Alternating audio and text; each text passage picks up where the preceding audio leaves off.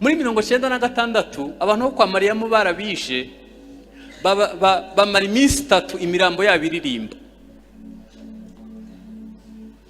None turirimbana n'abanywe inzoga, n'abakuyemo inda nk'ebyiri, n'abafite abagore nka 2, n'abatinganyi barimo. Muzi ico twazize? Habuzemwo kubaho kw'Imana. Habuzeho kubaho kw'Imana, tugumana amahame meza gusa y'idini n'itorero, ariko kubaho kw'Imana kugenda kwimuka. Icakora ikintu nifuza kuzabona mbere y'uko mpfa, nukongera kubona kubaho kw'Imana mu bantu b'Imana, nukongera kubona ububyutse bw'itorero, nukongera kubona abantu b'Imana barushijeho kuba umwe. Ntabwo ari ukwambara ubusa gusa. Imana yaramubwiye ngo uzajya ari uko ututubikanye. Gututubikana ko mu maso wahise uhinduka umurage kandi ari umuruho. Naratangaye pe. N'aba bakire mureba badafite umwanya wo guhinga, muganga ahita bibandikira ati muve mu modoka mujye kwiruka mututubikane, kuko ni umurage, byahindutse umuruho. N'abitwa ngo bajya neza, muganga abandikira gututubikana.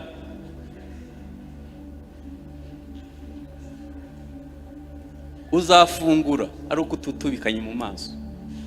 Hanyuma urupfu rwahise ruza, Kayini yica Abeli. Ntabwo nakoze ibarura ngo ndebe impfu ziri munsi y'ubutayu bwa Sahara, ngo ndebe ukuntu abantu bapfa, ariko murabizi ko ejo bundi Covid yaje ikica abantu batabarika. Na n'uyu munsi abantu muri Afrika, abana bari munsi y'imyaka 5, iyo urebye impfu zabo ukuntu zingana, ubwo babura kwica. Shakora turashima Imana, mu Rwanda icyizere cy'ubuzima cyarazamutse bigeze ku myaka 60 hafi n'8. Turabishimira Imana nabyo, kuko ari abandi bantu babaho badafite ibyiringiro byo kubaho. Ariko no kurama udakijijwe nabyo n'undi muruho kabisa. Ndabizi neza ko biruhisha. Hanyuma Yesu kugira ngo aducungure byamusabye kwambara icambere ishusho y'umuntu. Ari ijambo nasomye rivuga ngo ubwiru bw'Imana burakomeye. Imana kwigaragaza yambaye umubiri. Namwe murebe ukuntu Imana n'ubumana bwayo tutazi uko bungana, yiyegeranyije igakwigwa mu nda y'umugore. Ibyo ntabwo byakwigwa mu mitwe yacu, tuzabibinya tugeze mu ijuru, ariko ibyo ubwabyo birakomeye. Hanyuma muribuka ko umuntu yacumuriye ku giti, yagomba Yesu kubambwa ku giti, kuko n'umuntu yacumuriye ku giti. Hanyuma ntabwo ari ibyo gusa, Yesu yaducunguriye mu muruho utagira izina. I Getsemani asenga, imitsi yaraturitse, yabize icyuya cya mbere kirarangira, imitsi iraturika, ahantu hose hari umwenge hazana amaraso. Iyo mbonye barimo kubiririmba babyina rero mba nibaza se barabyumva ibyo bavuga. Ni gute wowe ubyina umuruho? Umuruho yarushe, ni gute wowe ubyina? Ibyo byo biroroheje. Iyo mbonye abantu bawuprofita umuruho wa Yesu kugira ngo batunge, ni ibintu nibyo bibi gusa.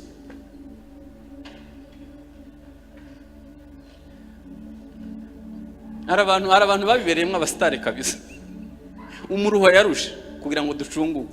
Hari abantu ugaburira buri munsi abanza kuguha fagitire. Birabishe gusa. Reka mbabwire ibintu bikeya biruhisha. Icyambere kiruhisha ni icyaha. Nta mahoro y'umunyabyaha, ni ko Uwiteka avuga. Ntabwo ndi burondora ibyaha, nta mwanya nabona, sibyo naje kuvuga, ariko umutima uri mu icyaha urarushe, ndabizi. Ntibisaba ubuhanuzi, ntibisaba ngo bakurondore, ntibisaba ikindi kintu. Urabizi niba ubitse icyaha mu mutima, umutima wawe urarusha. Icya kabiri kiruhisha ni amaganya y'isi.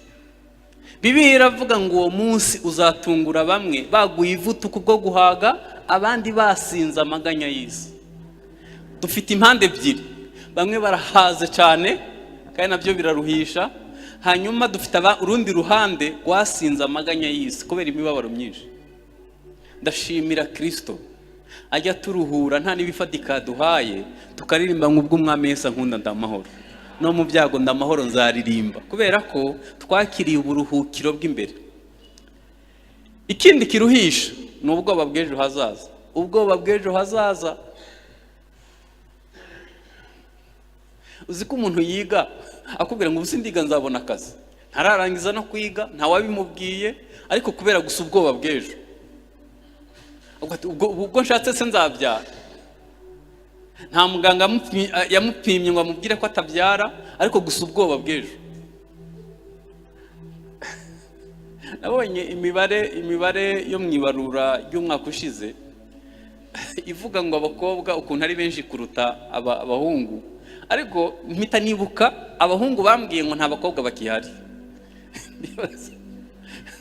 Uzi kugira ngo ubwire ubwoba ko gushaka kugeza ubwo wemeza ko mu Rwanda nta bakobwa bahari aribo benshi kuruta abahungu. Hanyuma ikindi kintu kiruhisha ni ubuzima budafatika, ni ubuzima burimo imibabaro, burimo inzara, burimo kubura iby'ibanze. Bijya bimbabaza iyo mbonye umuntu w'imyaka nka 50 ataragira amahirwe yo kujya ngo ahage. Ibyo mvuze mugira ngo ni igitangaza, uzajya ubacunga bagiye kwiyarurira. Abantu bose batarajya ngo bahage uhita ubabona. Ubundi muri ya triangle y'ubuzima murabizi ko iby'ibanze ni ukurya, ni ukwambara, ni umutekano, ni ukubaho udafite ubwoba. Ibintu nka bene ibyo nibyo by'ibanze. Ntabwo ushobora kugira ibitekerezo byagutse umaze imyaka ingana ngo utarabona byibuze ibyo ujya ngo uhage. Biragoye. Reka mbabwize ukuri, mbahaye ikaze mu mwanya wo kumva ijambo ry'Imana. Mwagize neza ko mwabashije kuza guterana, kandi badufunguriye igiterane ku mugaragaro, aho batubwiye ko Yesu ari we buruhukiro. Hanyuma hari akantu keza yavuze umushumba, sinzi niba mwabyumvishe, ni ukuza hano tukaruhuka, hanyuma bakatwohereza kuruhura abandi, tukabazana hano nabo bakaruhuka, hanyuma tugasubirayo. Wow, akazi kabonetse. Akazi kabonetse.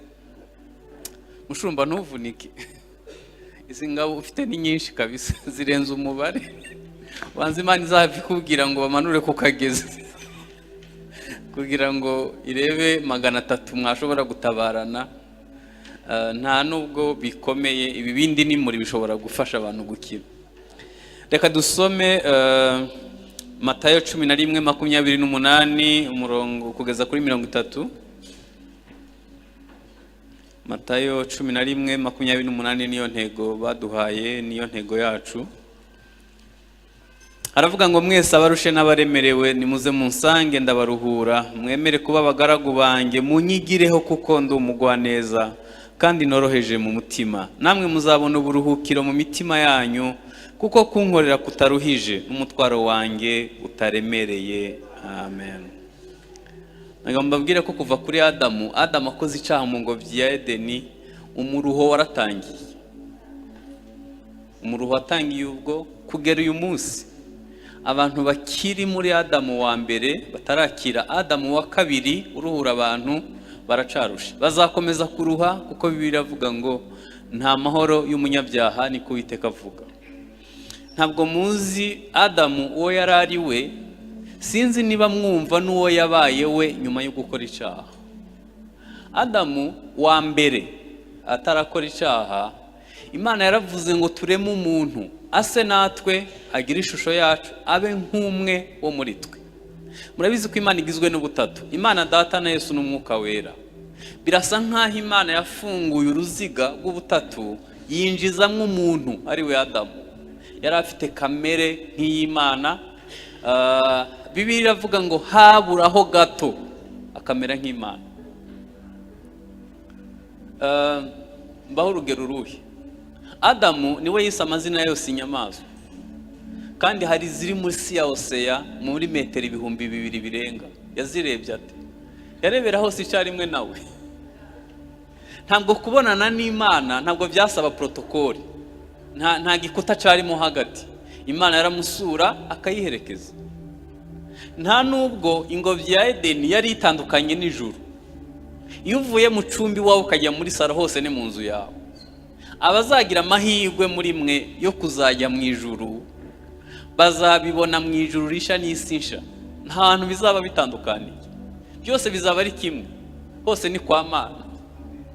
Hanyuma umunsi akora icyaha rero, habaye ibintu bibi, reka mvugemwo bikeya. Icya mbere, yatakaje ubwiza bw'Imana.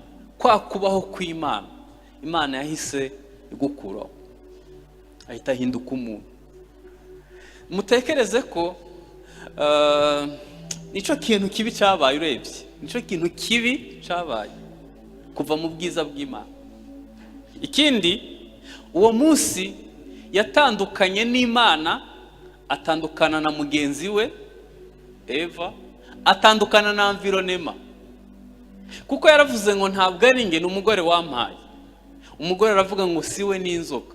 Inzoka ntiyabuze ibindi yisobanura. Abantu babana badakijijwe, baba muri mwe, baba baratandukanye. Hanyuma nkunda ikimenyetso cy'umusaraba. Umusaraba waje kutwunga n'Imana, utwunga na bagenzi bacu. Abadakijwe baba muri mwe, abakijijwe hagiyemo guteranya. Dufite ibiduteranya. Nubwo ubona abantu b'Imana bagenda batandukana mo gake, ariko hari ukuntu Imana itwegeranya igashiramo agasima k'urukundo, ukabona hari ukuntu bifatana neza. Iyo uhuye n'umuntu w'umuzungu yakiriye agakiza nk'ako wakiriye, wumva habaye connection iri divine. Ushaka muwe mutavuga ururimi rumwe. Ubu haje umushinwa hano yuzuye umwuka wera, namwe mwawuzo kandi mutumva igishinwa, kubera ko hari ikintu kiduhuza kiri divine cy'ubumana. Hanyuma ikindi kintu cyabaye kibi, bamwirukanye mu ngobyi ya Edeni. Ndiho ndavuga uko umuruho watangiye. Ingobyi ya Edeni nababwiye ngo nta hantu yari itandukaniye n'ijuru. Ikibigaragaza nuko bahise bayimura bakayitwara, kugira ngo Adamu adakomeza kubaho hantu hera kandi we yanduye. Hanyuma ntabwo ari ingobyi gusa batwaye, uwo munsi yahise yambara ubusa, ahita arema ibicocero, ibintu bijya nko gusa. Mbabwiza ukuri, buri munsi ngemba nkunda kujya mu materaniro ahantu hatandukanye, no mu bihugu bitandukanye. Hari ukuntu ubwiza bw'Imana butuvaho, tugahita tubisimbuza umuziki n'ibyuma bivuga cyane no gusimbuka cyane, ukagira ngo birasimbura ubwiza bw'Imana. Wapi. Hari ukuntu tugenda turemarema ibicocero, ibintu bijya nko gusa. Nari mvuze ngo bijya nko gusa. Bijya nko gusa n'ubwiza bw'Imana, bijya nko gusa ariko bidasa neza. Mu by'ukuri bidasa neza. Abantu bicaye aha bakuru, nuko uyu munsi mbonye nateranye n'urubyiruko, abantu baraha bigeze kubaho mu gihe cy'ububyutse, bazi ico mvuze. Abantu babaye mu kubaho kw'Imana bazi ubwiza bw'Imana mu rusengero ico bivuze. Kwa Mariyamu abantu bajyaga bahimbaza, ibikuta bikabyara abantu. Ibikuta bikabyara abantu, nta bari bahari. Barangiza guhimbaza abo bantu bakabura. Muri 1996 abantu bo kwa Mariyamu barabishe, bamara iminsi 3 imirambo yabo iririmba. None turirimbana n'abanywe inzoga, n'abakuyemo inda nk'ebyiri, n'abafite abagore nka 2, n'abatinganyi barimo. Muzi ico twazize? Habuzemwo kubaho kw'Imana.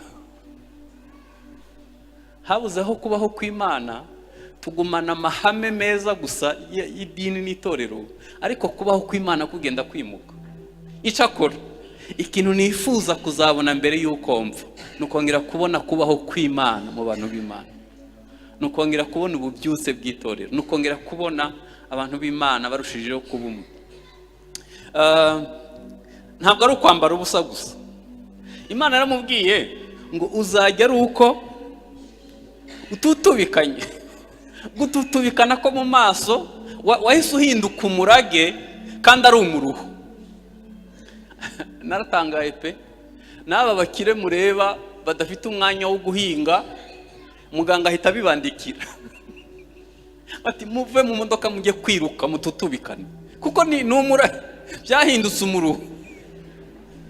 N'abitwa ngo bajya neza, muganga abandikira gututubikana.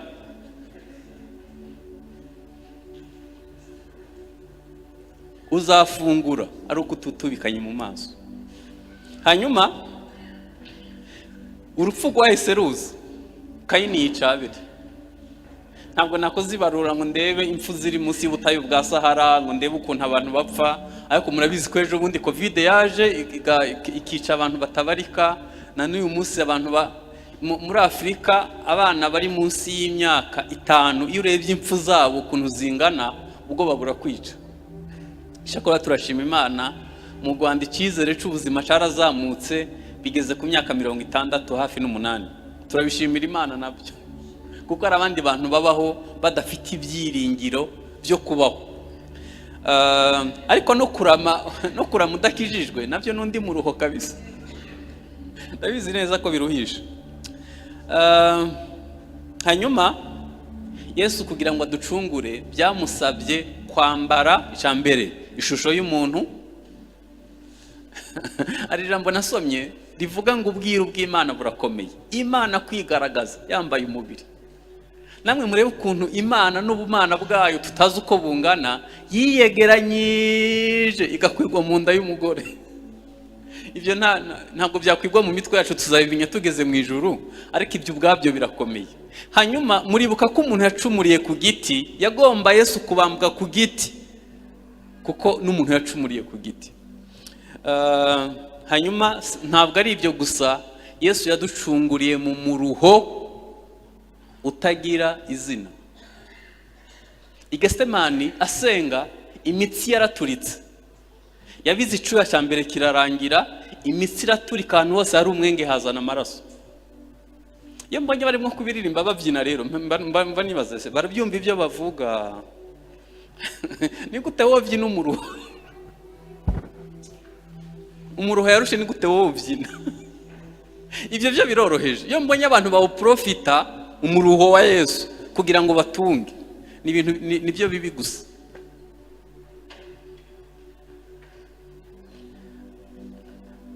Hari abantu babibereyemo abasitari kabisa. Umuruho yarushe kugira ngo ducunguke. Hari abantu ugaburira buri munsi abanza kuguha fagitire. Birabishe gusa. Reka mbabwire ibintu bikeya biruhisha. Icyambere kiruhisha ni icyaha. Nta mahoro y'umunyabyaha ni ko Uwiteka avuga. Ntabwo ndi burondora ibyaha, nta mwanya nabona, sibyo naje kuvuga, ariko umutima uri mu icyaha urarushe, ndabizi. Ntibisaba ubuhanuzi, ntibisaba ngo bakurondore, ntibisaba ikindi kintu. Urabizi niba ubitse icyaha mu mutima, umutima wawe urarushe. Icya kabiri kiruhisha ni amaganya y'isi. Bibiliya iravuga ngo uwo munsi uzatungura bamwe baguye ivutuku bwo guhaga, abandi basinze amaganya y'isi. Dufite impande ebyiri, bamwe barahaze cyane kandi nabyo biraruhisha. Hanyuma dufite urundi ruhande rwasinze amaganya y'isi kubera imibabaro myinshi. Ndashimira Kristo ajya turuhura, nta n'ibifatika duhaye, tukaririmba nk'ubwo umwami Yesu ankunda ndamahoro. No mu byago ndamahoro nzaririmba, kubera ko twakiriye uburuhukiro bw'imbere. Ikindi kiruhisha ni ubwoba bw'ejo hazaza. Ubwoba bw'ejo hazaza, uzi ko umuntu yiga akubwira ngo ubusi ndiga nzabona akazi, ntararangiza no kwiga, nta wabimubwiye, ariko kubera gusa ubwoba bw'ejo,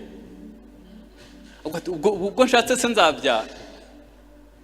Nta muganga yamupimye ngo amubwire ko atabyara, ariko gusa ubwoba bw'ejo.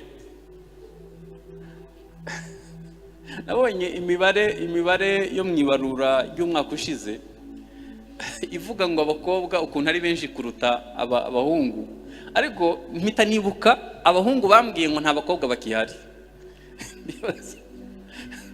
Uzi kugira ngo ubwire ubwoba ko gushaka kugeza ubwo wemeza ko mu Rwanda nta bakobwa bahari aribo benshi kuruta abahungu.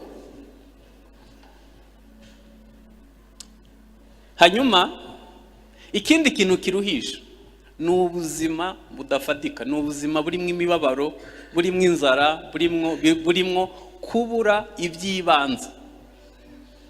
Bijya bimbabaza iyo mbonye umuntu w'imyaka nka 50 ataragira amahirwe yo kujya ngo ahage. Ibyo mvuze mugira ngo ni igitangaza, uzajya ubacunga bagiye kwiyarurira. Abantu bose batarajya ngo bahage uhita ubabona. Ubundi muri ya triangle y'ubuzima murabizi ko iby'ibanze ni ukujya, ni ukwambara, ni umutekano, ni ukubaho udafite ubwoba. Ibintu nka bene ibyo nibyo by'ibanze. Ntabwo ushobora kugira ibitekerezo byagutse umaze imyaka ingana ngo utarabona byibuze ibyo ujya ngo uhage. Biragoye. Reka mbabwize ukuri, Imana izadufashe abantu bo munsi y'ubutayu bwa Sahara basi tujye mu ijuru. Uzi kuba utarinejeje nk'abanyamerika basi ngo beho ufite buri kimwe hanyuma uzabure n'ijuru basi uzaba upfuye kabiri pe. Hari abantu bariho umunsi umwe najyanye mu bukwe na madamu, hanyuma tureba ukuntu urubanza ruteguye, ukuntu ubukwe buteguye, turabireba ahita arambaza ngo hajya turiho cyangwa twarapfuye. Kubera ko hari abantu bariho mu bifadika badafite icyo bifuza. Kimwe mu bintu bivuna ni ukubura iby'ibanze by'ubuzima.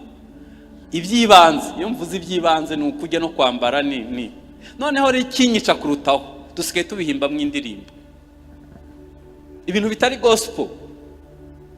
Indirimbo 60% zigizwe n'amatiku n'inzara n'ibikomere n'imibabaro, ibintu twakuyihigiriye. Ntabwo ari gospel, n'uburozi. Murabona biba byarafekse imitekerereze yacu n'imyizerere yacu, bigahinduka ikibazo kituruhisha. Ari ahantu henshi utavuga ngo ndashimira Imana narariye, kuko iwabo nta muntu n'umwe usonza, ibibaho. Nta muntu ubura ibiryo, nta muntu ubura imyambaro, nta muntu. Ibyo leta n'umukeni wabo arahembwa. Umuntu wese udakora leta iramuhemba. Rero ntabwo wajya umuvuga ngo ndashimira Imana yarangaburiye. Mperuka kujya mu iteraniro ryarimo abantu abavuga butumwe nk'umunani, uwa mbere avuga ibiryo, n'uwa kabiri ibiryo, n'uwa gatatu ibiryo, n'uwa kane kugeza ku wa karindwi bose batubwira ibyo kujya vuba. Icyambabaje ni kimwe, ni umwanya natanze mpicaye, nibyo byambabaje gusa. Ntabwo Yesu yapfuye ngo tubone ibiryo, ntabwo Yesu yapfuye ngo tubone ibyo. Yesu yapfuye ngo tubone uburuhukiro bw'imbere mu mutima, ibindi ni nyongera. Leta ntisinzira kugira ngo mwese mubeho neza, mujye mumere neza. Bazanye n'imashini zuhira, bakora ibishoboka byose kugira ngo mubone ubuzima bw'ibanze. Ibyo ntabwo dukwiye kubigira ubutumwa bwiza, dukwiye kubwira abantu ko Yesu ari uruhuro. Hari abantu nzi badafite ikibazo cy'ibiryo, badafite ikibazo cy'imyambaro, bafite ikibazo cy'icyaha n'ukuntu bakira umutima ubacira urubanza. Dukwiye kugaruka ku butumwa bwiza. Ikindi kiruhisha ni idini riraruhisha we. Ubundi mu madini niho abantu bakagombye kuba baruhukira. Nahoze ndeba kuri Pastors Care, ni urubuga rwo muri Amerika, nahabonye ibintu bibabaje. Reka mbabwire ibyo nasomye. Amatorero muri Amerika buri mwaka hatangira amatorero 4,000. Hanyuma ikibabaje, amatorero 7,000 afunga buri mwaka. Hanyuma umwaka ushize abapasteri 1,500 bavuye mu nsengero bari ku murimo w'ubupasteri kubera umuruho. Ikindi 78% bicwa n'indwara zo mu mutwe, stroke. Kubera iki? Baruhira aho bakagombye kuba baruhukira. None reka mbabaza, Yesu yaje ngo turuhe cyangwa turuhuke? Kuki tumukorera turusha? Yavuze ngo kunkorera ni kuruhije, n'umutwaro wanjye nawe nturemerera. Hanyuma abakristo 3,500 buri munsi bava mu rusengero muri Amerika. Ubwo mwagira ngo ni muri Amerika gusa, reka mbabwire inkuru yasohotse ku gihe.com ejo bundi. Iravuga ngo mu Rwanda mu mibare yibarurisha mibare y'umwaka ushize, iravuga ngo Abanyarwanda 390 babayeho nta dini bagira. Iyo nkuru mwarayisomye? Mwebwe mubona mugira ngo ni ibintu bisanzwe, ariko ngewe nk'umumisiyoneri nzi ico bivuze. Iyo abavuka batangana ubwinshi, iyo itorero ritabwiriza ritamenya imibare y'abantu bavutse, byibuze ngo abakizwa babe barusha ubwinshi abavutse, muba muri munsi y'umurongo. Noneho tekereza ko dufite 390 badafite idini basengeramo. Bazinutswe, narebye comment ndeba n'icyo abantu bavuze, abantu benshi bafite ibikomere mu nsengero, niyo mpamvu bari kuzizinukwa ku muvuduko uri hejuru. Aho ni mu Rwanda. Ikindi kiruhisha mu buzima, ubwo sinagaruka ku idini rirushe, shakora hani wanyu ho muraruhutse nta kibazo. Nuravye n'ukuntu mwambaye muraruhutse. Muraruhutse. Ari gihe umuntu aririmba arusha akabwira abandi kuruhuka, warushe akabwira abandi urukundo ntago agira. Umuntu akaza hano kwigaburo ryera kandi azi mu by'ukuri umutima wurusha. Ugakorera Imana wimyoza, ugakorera Imana witotomba, utabikunda ugakomeza kuza gusa, ariko umutima wawe urusha.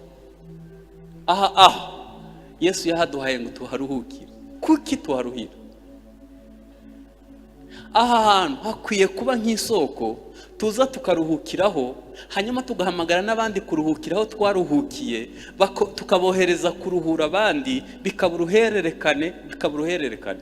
Ni Imana yashakaga.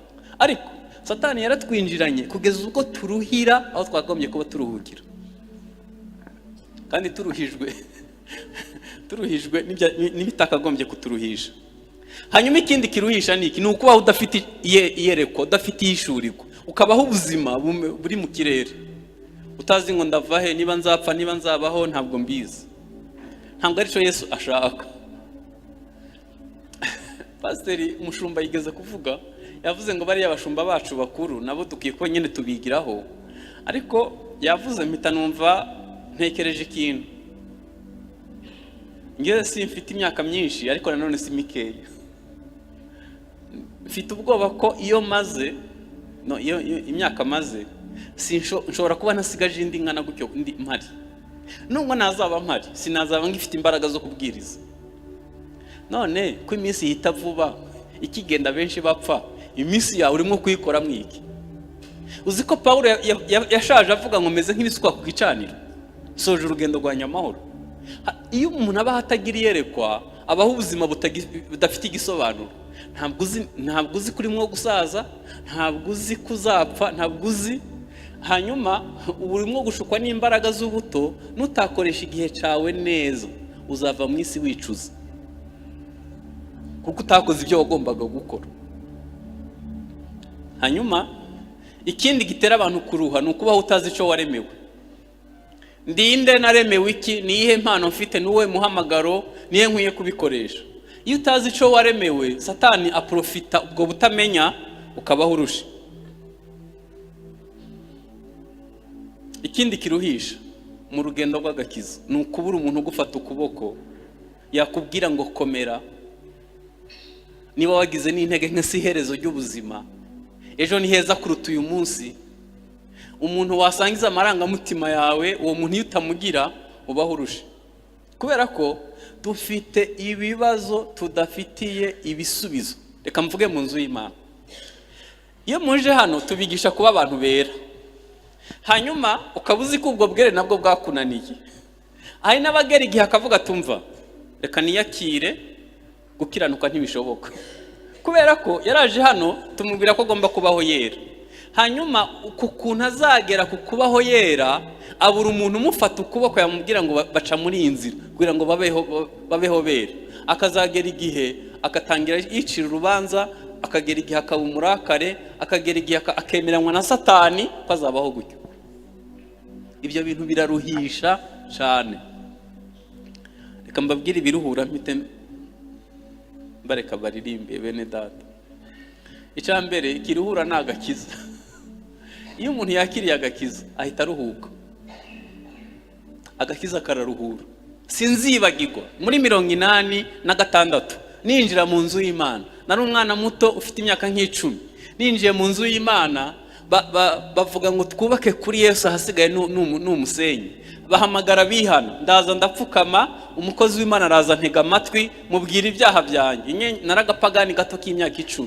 Arangije ndambikaho ibiganza, numva ni nk'umuntu nyambuye igikoti kibi, numva ndaruhutse. Yaba nari mfite nk'umwana guhita mpera ku murongo, ukatubwira mu minota 5 ya nyuma wakira Yesu ukuntu byagenze. Twasanga ari abantu binjiye idini batinjiye muri Yesu. Iyo winjiye muri Yesu, icambere kikubaho uraruhuka. Hanyuma ibyo ntabwo bihagije. Iyo gukizwa no gutsindishirizwa nta ruhare rwawe rurimo. Ariko hari ubundi buzima bwo kwezwa no guhinduka ku ngeso nyuma yo gukizwa. Iyo ubayeho ubuzima butezwa budahinduka, ubaho uruhishijwe n'ingeso kandi warakijijwe. Icya gatatu kiruhura ni ugusenga. Abantu badakunda gusenga. Gusenga ni terapi. Umuntu usenga neza ntahahamuka, ntagira ihungabana. Kubera iki? Iyo usenga usohora ibikugoye byuzuye umutima, ukakira ihumure ry'Imana. Iyo usenga neza, ibintu byose byuzuye umutima bibi ubibwira Yesu. Mbese muri counseling hari ibindi gukora? Ntabyo, nibyo. Nukureka umuntu akavuga ati ahwi ndakiza. Gusenga ni ubuzima nko guhumeka. Gusenga biraruhura. Ikintu kigaragaza ko usenga nabi nuko umutima wawe urusha. Umunsi uziga gusenga neza, ugasenga mu buryo bukwiriye, uzumva umeze nk'agapapuro. Kubera ko uri mu kubaho kw'Imana, iyo wasenze imitwari kuvaho. Iyo wasenze uhita uba n'umwana mwiza, wanavuga menshi uhita utangira kuvuga make. Kuko iyo uri mu kubaho kw'Imana ntabwo wakomeza kuvuga byinshi. Hanyuma ikindi kituruhura ni uguhuza ijambo ry'Imana n'ubuzima. Guhuza ijambo ry'Imana n'ubuzima, apana gusa kubimenya mu mutwe, ahubwo kwiga kubyinjiza mu buzima bwa buri munsi. Ikindi kituruhura ni ukuzura umwuka wera. Yesu yaravuze ngo nzaboherereza umufasha. Hashize iminsi 2 ndimo gutekereza ijambo riri mu itangiriro rivuga ngo si byiza ko umuntu aba reka muremere. Niryo ryamfashije. Murabizi ko umwuka wera agereranywa n'umufasha. Murabizi. Ni ukuvuga ko Imana ubwayo yabonye ko bitari byiza ko umuntu aba wenyine. Kubera ko naba ari wenyine azaba harusha. Niyo mpamvu yamushakiye umufasha w'umwuka wera. Itorero ryahawe umwuka wera, abizera bahawe umwuka wera nk'umufasha. Umva rero akabazo ndimo gutekerezaho. Ko abantu bafite umwuka wera nabo isi ibakamura n'umubiri na Satani bikatugeza habi. Buriya abadafite umwuka wera babaho bate? Umwuka wera ko ari utuma turyoherwa n'iby'Imana. Umwuka wera ko ari utweza. Umwuka wera ko ari udutsinda akatwemeza ibyaha. Abadafite umwuka wera babaho bate? Si byiza ko umuntu aba wenyine. Imana yaduhaye umwuka wera kugira ngo turuhuke. Ikindi kidufasha kuruhuka ni ukugira umukansara, ni ukugira umuntu ushobora kugutega amatwi. Wakwaturira wagize intege nke, wasangiza amarangamutima yawe. Ni ukugira umuntu ugufata ukuboko, umwe navuze atagucira urubanza. Iyo umufite muraganira ukavuga ati uzi ko nkize. Bariza umuntu mwicaranye ngo pasiteri wawe ninde?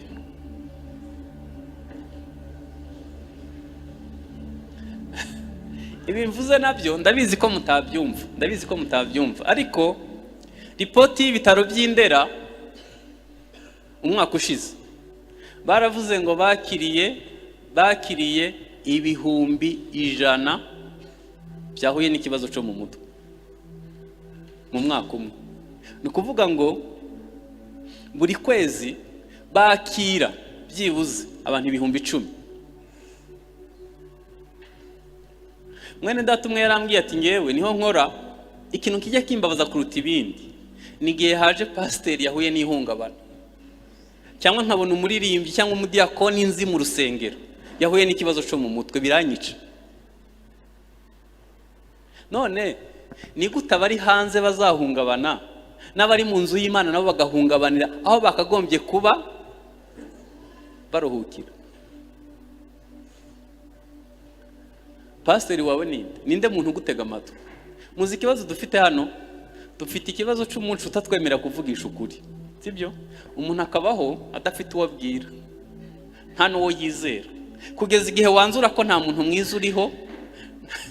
Ahantu duheruka kuba turi muri konferanse, hanyuma barampagurukana barambwira ngo pastor, ngo Bibiliya iravuga ngo ntukizere umuntu, ngo hanyuma ngo ujye ubibwira umuririmbyi yaririmbye ngo ubibwire Yesu niyo nshuti yawe gusa.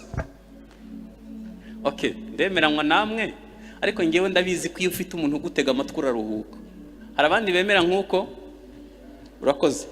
Hanyuma ikindi kiruhura ni ukugira Yesu umwami, apana Yesu nk'umukiza, Yesu nk'umwami w'ubuzima bwawe. Kubera ko buri nguni yose y'ubuzima Yesu ayinjiramo. Yesu amenya uko ujera umujinya wawe, ukamwegurira amafaranga yawe, inshuti zawe, amahitamo yawe, ejo hazaza hawe. Ibyo bintu byose iyo bimweguriye uhita wumva uruhutse, kubera ko Satani aprofita icumba kirimo umwijima utahaye Yesu, akahifashisha agahora gucisha bugufi. Hanyuma ikindi kiruhura ni ukumenya principe z'Imana mu buzima bwawe, amahame y'ubwami bw'Imana mu buzima bwawe. Icyanyuma ni refreshment. Ntabwo nzi icyo ari cyo mu Kinyarwanda, ariko ni uburyo dusubira inyuma umuntu akitekerezaho kugira ngo ashake uburuhukiro. Abasirikare bo muri Amerika bari muri Afghanistan, murabizi ko bose batashe, bagezeyo babapimye indwara zo mu mutwe, basanga 1/2 bose bagwaye mu mutwe, kubera ko amabombe yarakubise, bapfushe inshuti zabo bareba n'amaso. Imyaka bamaze mu rugamba bifite icyo byakoze ku bwenge bwabo. Hanyuma babasubiza inyuma, bagira igihe cyo kubapima kugira ngo barebe imibereho n'ukuntu bamerewe. Niba ugwana n'isi na Satani n'umubiri n'ubuzima buri hanze, utajya ufata igihe cyo gusubira inyuma ngo witekerezeho ushake imbaraga, uzabaho urushe. Reka ntange urugero rwa nyuma. Abigishwa mu nzira ya Emawusi, Yesu yapfuye bareba, kandi bo bari bazi ko aje kuba umwami bakaba abaminisitiri. Hanyuma ikibabaje, apfuye basubira Emawusi bababaye, bagenda bavuga umubabaro bahuye nawo. Yesu aza aho bari arababwira ngo ibyo muvuga ni ibiki? Bamwuka inabi. Ni wowe muturaga utuye Yerusalemu utazi ibyahabereye, ko twari dufite mu ibyiringiro apfuye?